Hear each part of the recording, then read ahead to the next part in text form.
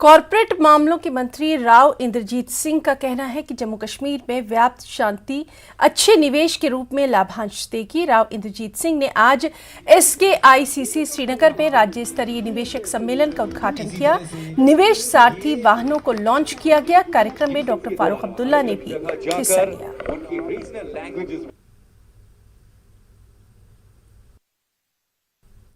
कश्मीर में पहली बार हमारी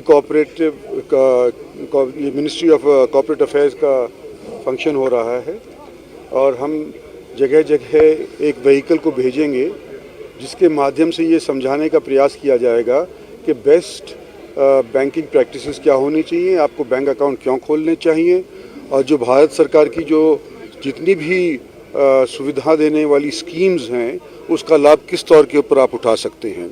तो उसके लिए आज शुरुआत हो रही है।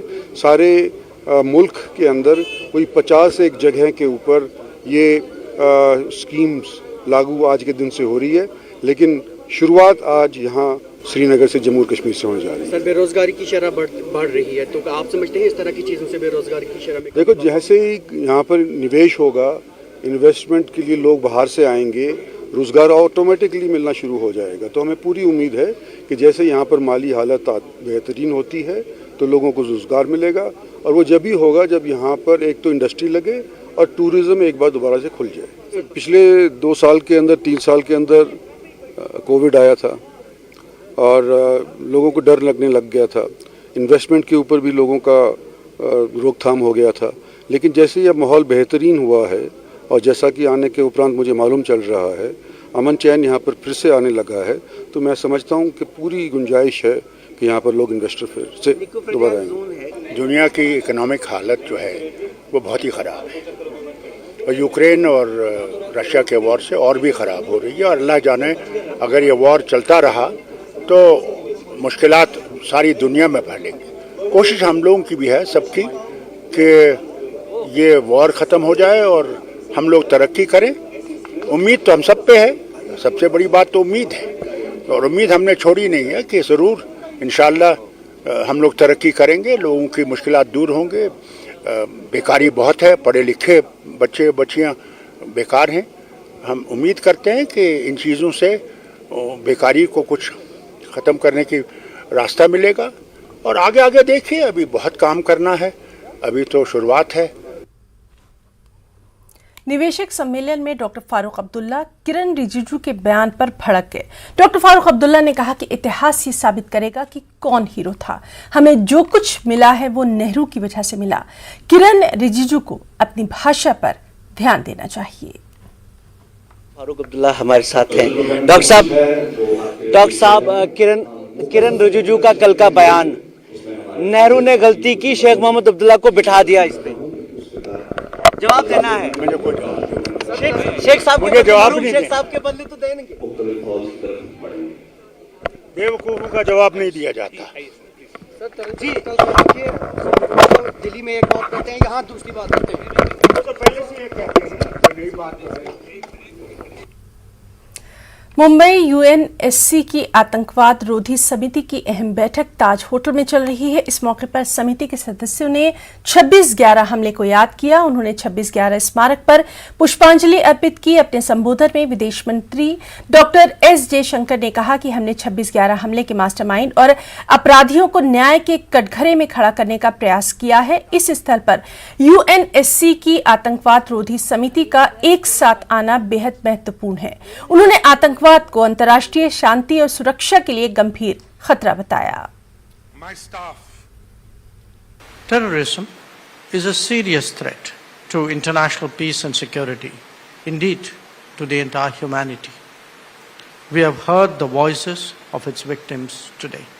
Even as the Mumbai terrorist attacks were unfolding in November 2008, the UN Security Council met and in one voice condemned this act of cross-border terrorism and said, I quote, "The members of the Council underline the need to bring perpetrators, organizers, financiers and sponsors of these reprehensible acts of terrorism to justice and urged all states to cooperate with Indian authorities in this regard." All acts of terrorism are criminal and unjustifiable regardless of their motivation.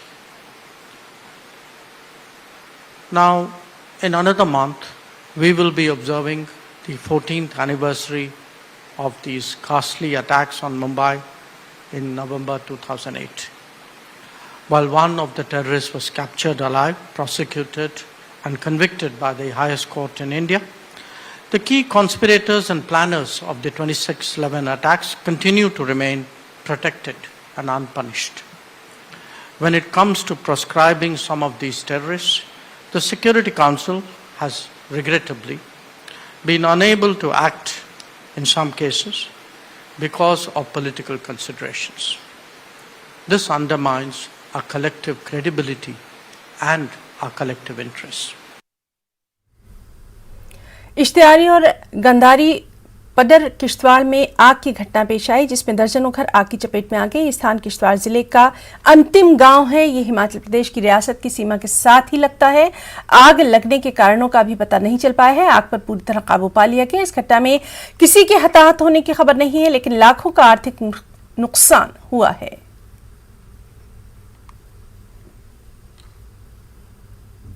बहुत ही दुखद घटना है, जिसमें कि गंधारी छग area में रात को 1 बजे के आसपास आग लगी।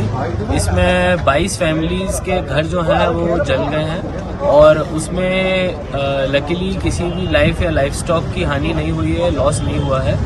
अभी हमारी तहसीलदार और पुलिस की टीम आर्मी के साथ ऑन ग्राउंड है और सभी लोगों को सेफली रेस्क्यू कर लिया गया है। उसके अलावा रेड क्रॉस का जो रिलीफ मटेरियल है वो हम लोगों ने यहाँ से रवाना कर दिया है।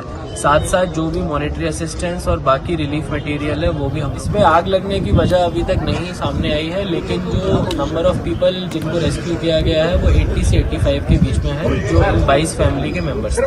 अभी एज एन इमीडिएट रिलीफ हम लोगों ने इनके लिए वार्म क्लोथिंग और ब्लैंकेट्स भेजे हुए हैं। उसके साथ साथ जिनको भी हाउसेज अभी जले हैं, अंडर SDRF हम लोग रिलीफ प्रोवाइड करेंगे for reconstruction of their houses.